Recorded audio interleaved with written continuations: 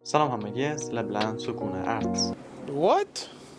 Videoni obloshkasini ko'rgan bo'lsanglar kerak, bugungi videomiz kontrasvet haqida. Ya'ni qanday qilib xuddi mana shunaqa kontrasvetni telefonda chizsak bo'ladi. Mana shuni bugun sizlarga o'rgataman.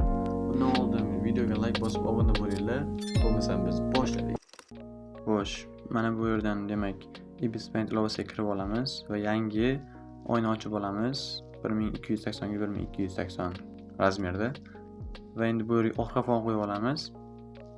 Orqa fonni qo'yib oldik.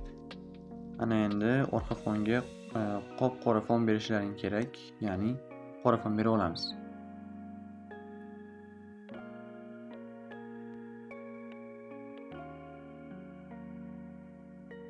Qora fon berib oldik. Endi uni opacitysini pasaytirib qo'yamiz.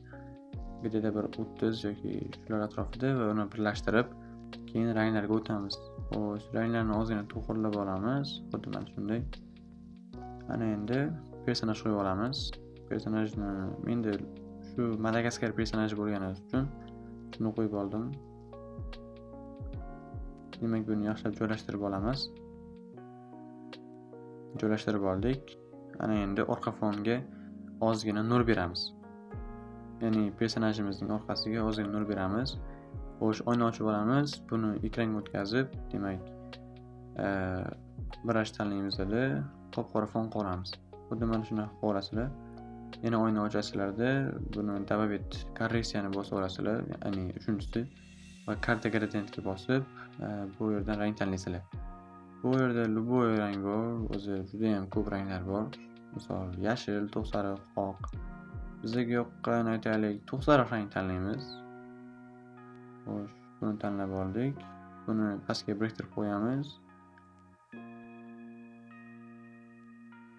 Xo'sh, pastga slowga tushib olamiz va обычный brush tanlab olamiz. Rangini oq qilamiz va o'sha personajimizning orqasiga bosamiz. Ko'p bossanglar mana shunaqa to'q sariq bo'lib ketishi mumkin. Shuning uchun ehtiyot bo'lib ishlatsalaring yaxshiroq.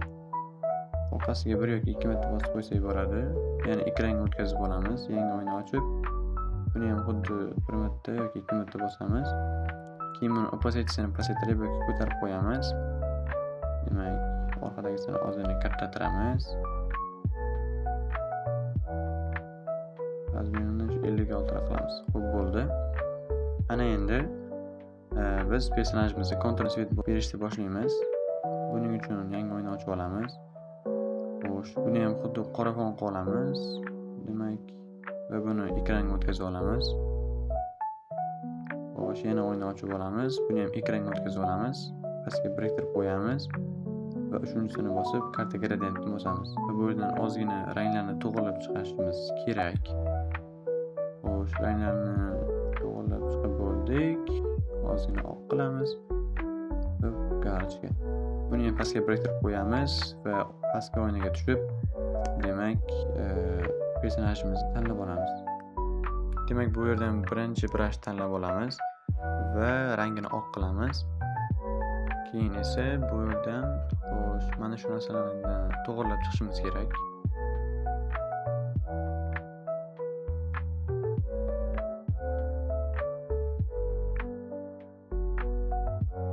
Demak, ozgina rangini pasaytiramiz. Mana bu yerni ozgina to'g'rilab olamiz va ozgina kichaytirib, demak, chizishni boshlaymiz.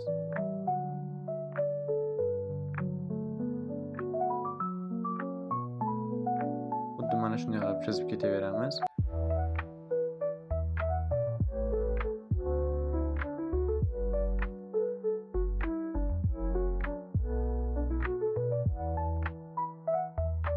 Demak, svetni chizib oldik. Endi bu yerdan mana shu narsani tanlab olamiz va 70 lar atrofida qilib, demak, ozgina o'zimizga tortamiz. Ya'ni xuddi haqiqiy rang tushib turgandek qilish uchun.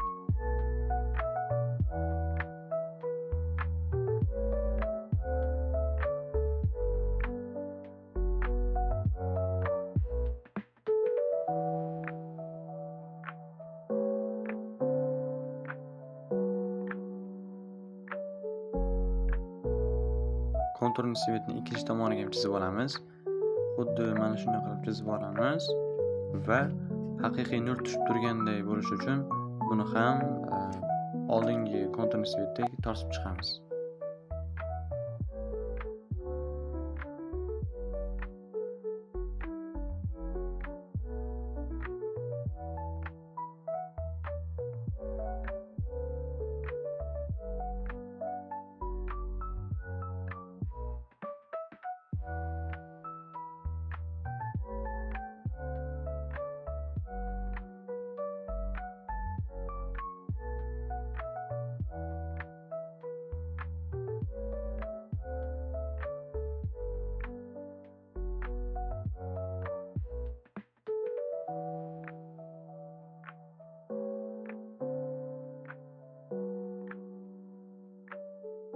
Konturni svetini chizib oldik.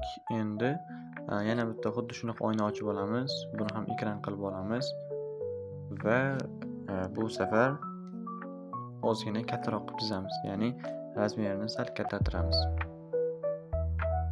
Mana shundayroq qilib olamiz. Xo'sh, demak rangini pasaytiramiz va konturni svetimiz ustidan chizishni boshlaymiz.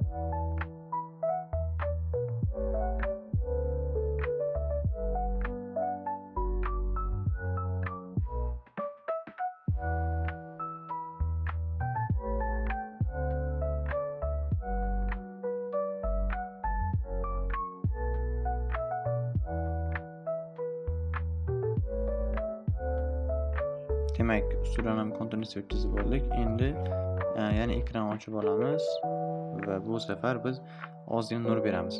Demak, обычный tanlab olamiz. Rangini oq qilamiz. Demak, rangini ozgina pasaytirib, demak, mana shu joylarga, ya'ni nur tushadigan joylarga biz nur berib chiqishimiz kerak. Xuddi mana shunday qilib.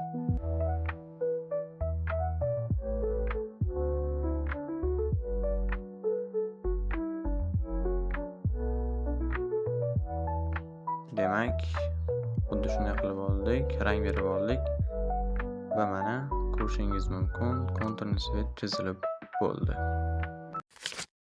Shunday qilib bugungi videomiz o'z nihoyasiga yetdi. Agar kimdadir savollar bo'ladigan bo'lsa, bemalol kommentariyaga yozsin, biz albatta javob beramiz. E'tiboringiz uchun rahmat. Keyingi videolarda ko'rishguncha xayr.